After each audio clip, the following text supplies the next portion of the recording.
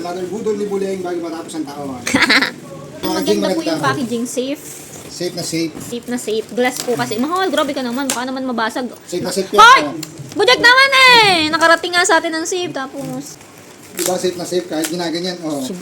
ayan, mga microwavable glass. Ayaw na po kasi ng asawa ko maghugas sa mga microwavable plastic. Yan. Ito yung 390 ml ata to. Tapos ito, hindi ko alam kung anong sukat na ito.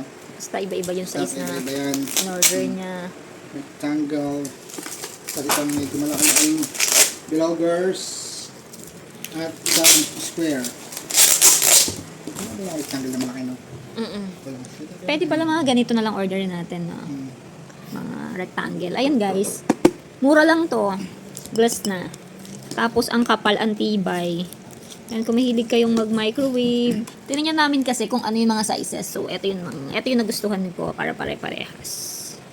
Maganda naman siya lahat. Wala kang masukat kabigin. Kung gusto nyo, ilalagay ko yung link niyan sa aking basket.